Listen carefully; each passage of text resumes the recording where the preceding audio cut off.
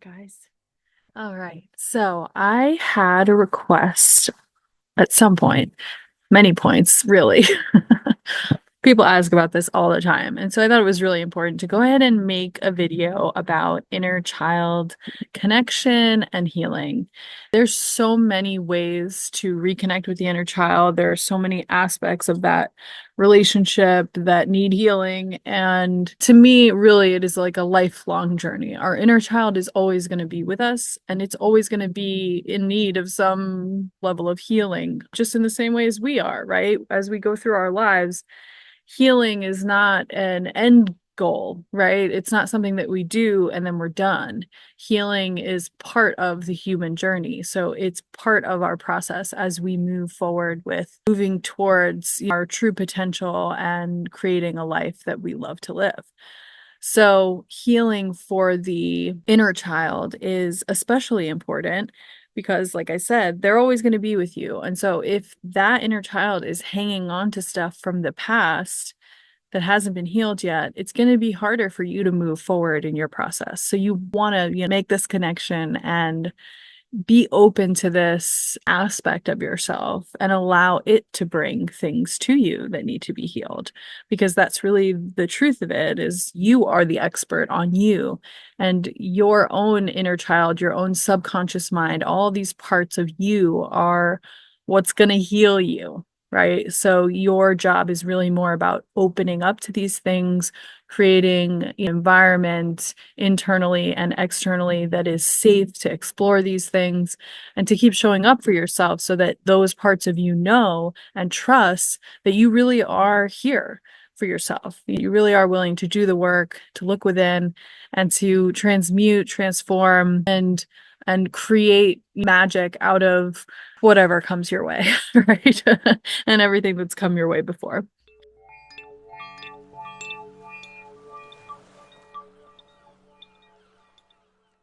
I'm just going to go through these. I've written some notes with ideas for how to connect with the inner child, how to think about that process, and also specific journaling prompts as well, or reflection prompts.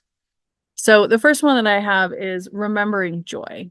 And that is a lot of times when we talk about inner child healing, we're talking about not so nice things that happened, right? We're talking about going back and looking at trauma and challenging patterns in childhood, challenging things that went on in our relationships, in the home, in our family.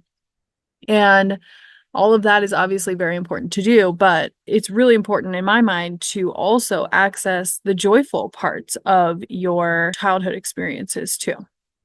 So, as a way of keeping things light, or maybe introducing yourself gently to this whole experience, you could start by journaling about or reflecting on a moment of joy, an experience of lightness, brightness, happiness that you remember from childhood. What is your happiest moment, or one of your happiest places that you used to go?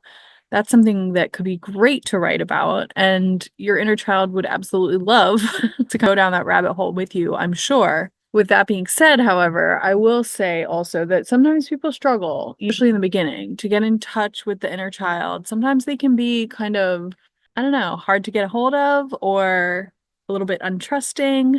And as you can imagine, if you've gone for years, like many of us, if you've gone for years without communicating or connecting with your inner child, they may not be ready to just dive in and give you everything you ask them for right away. They might need some of this trust building process, right? Before they're going to want to connect and share.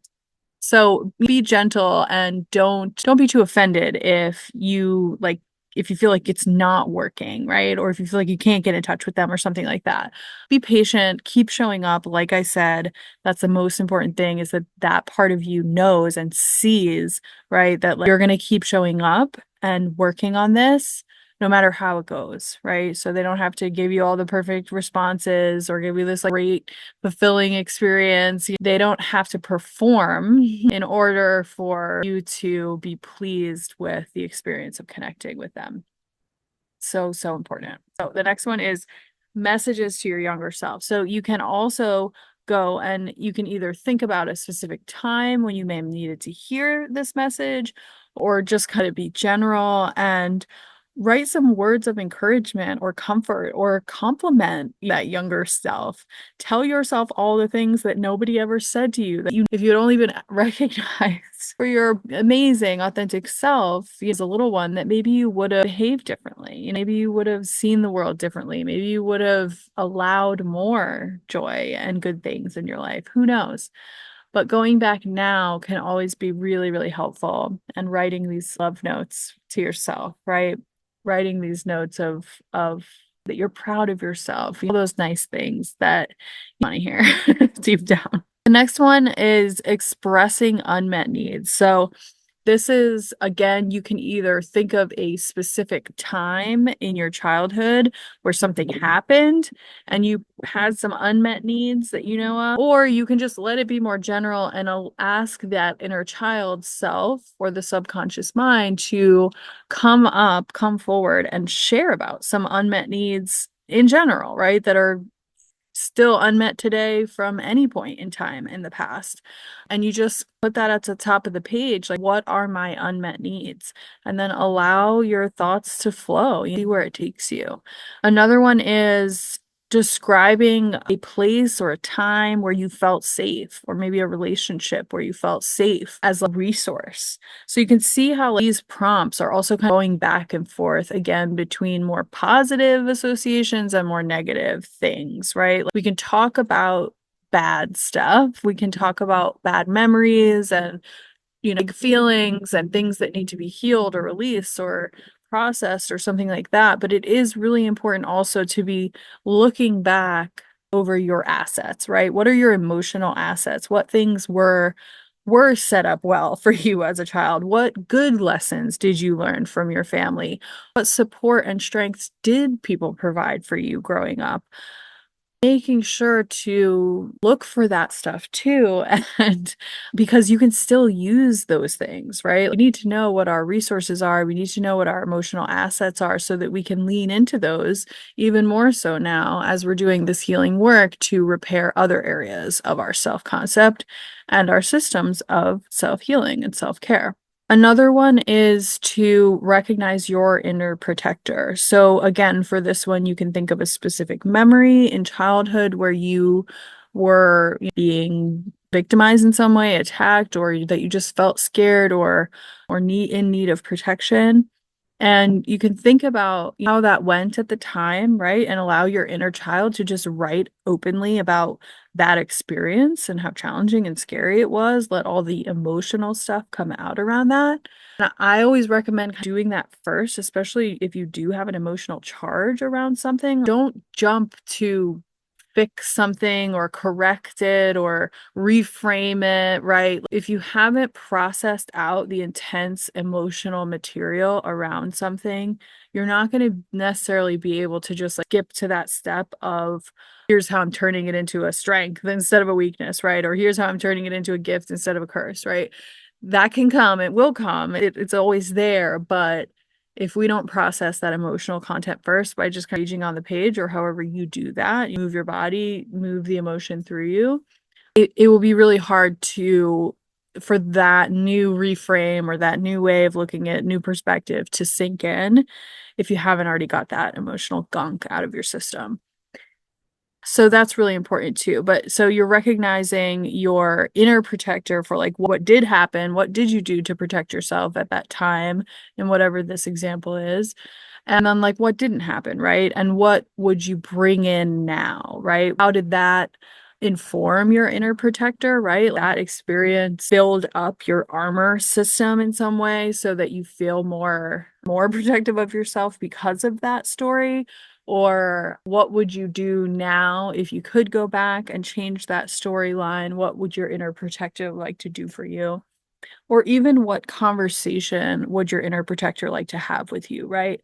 Because a lot of times the worst part about trauma in childhood is not actually the trauma itself, right? We all have to experience trauma. It's part of life, right? And it doesn't matter what it is because the worst thing that ever happened to you is always going to be the worst thing that ever happened to you according to your personal reference points, right? So it's all relative. The worst thing that ever happened to me is not going to be the same as the worst thing that ever happened to you, right?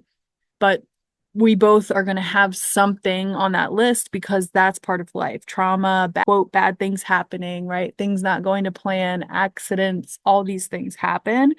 And so we really have to see how those storylines have shaped us, right? And initiated us into new layers of our own being and how they've helped us to grow along the way.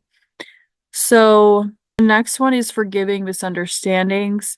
This is a really perfect one to do for anyone, especially if you're getting new into healing and in relationships. Forgiveness is huge. I know we need to do it a lot of the time, and it's one of those things that I think it's important to look at no matter where you are on the scale of readiness to forgive somebody. I think doing work around forgiveness is still worth doing no matter what.